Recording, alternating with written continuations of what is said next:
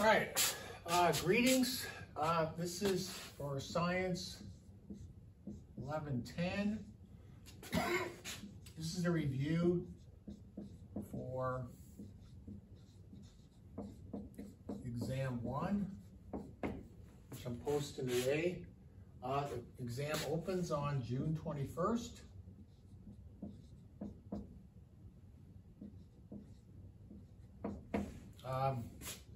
Give you a little detail about it. It is, again, it's all multiple choice. It'll be 55 questions. All right, and you'll have 100 minutes to do the exam. And what you'll get are 2 attempts. And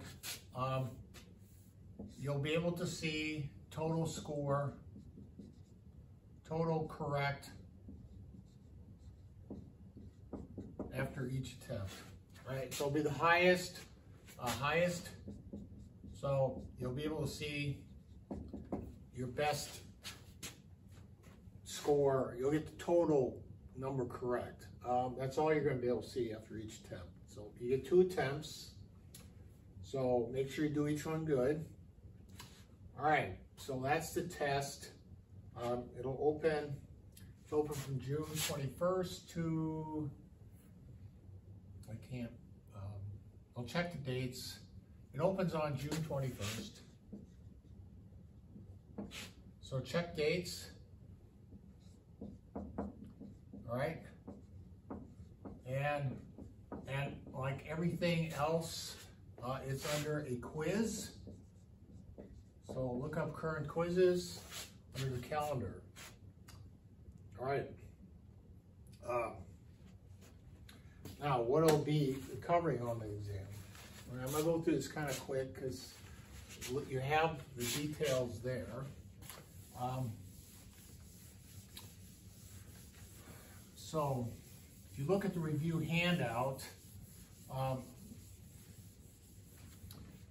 I've noticed there is no lab. There's labs 1, 2, and 3, large because for the summer, lab 2, lab 3. This is on measurement, all right?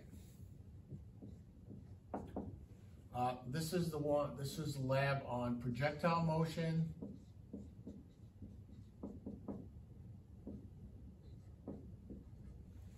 Make sure I got that right.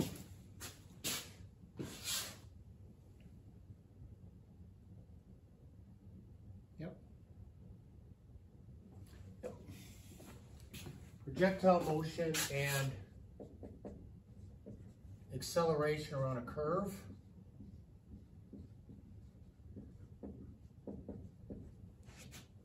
Such as the Indy 500 lab. All right, so again, this is V squared over R is centripetal, so acceleration. And then lab 3 is on energy, which was on kinetic energy plus potential, and gives us total energy. And it's also on power to a little extent. So that was the lab. So the graphs, lab 3, that's what part of the quiz, the exam is based on, is part of these labs and some concepts. It's also dealing with lectures, lecture handouts, lecture 1, lecture 2. This was on measurement.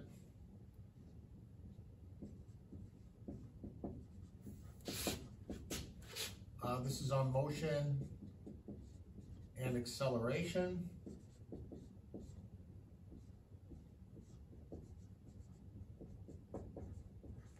All right, lecture 3 was a continuation of this motion acceleration. And lecture 4 is on energy and power. All right. So this is what the basis of the exam 1 is about. The next, there's lecture 5, but that's on astronomy, so I changed that, moved that to the next test. So there's nothing on, it's just all on measurement, area, density, for measurement. If you go back to lab, area, density, mass over volume. Make sure you know your units as far as that's concerned. And also with the handouts, look at your graphs. So we have graphs of, and I'll move over here a bit, position versus time. All right. These are the graphs. The slope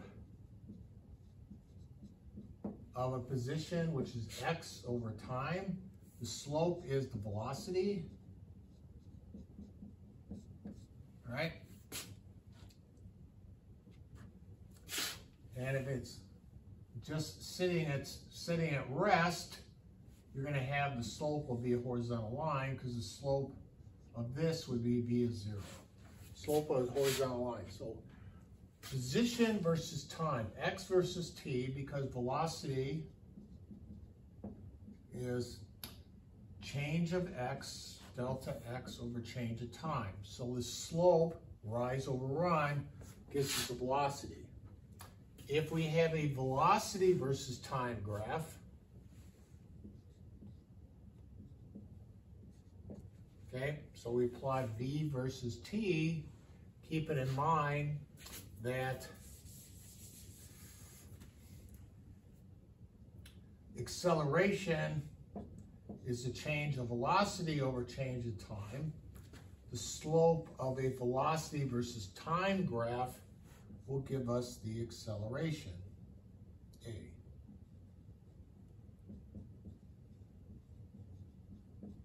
And if it's moving at constant velocity, just moving at a constant velocity, then the slope A will be 0. Slope will be a horizontal line. So those are the kind of measurements there. And then keeping in mind for kinetic energy, when we talk about energy, we're going to be dealing with conserved. And if you go through the labs, look at the labs and see that. Kinetic energy is energy of motion. And kinetic energy is 1/2 mv squared. Potential energy is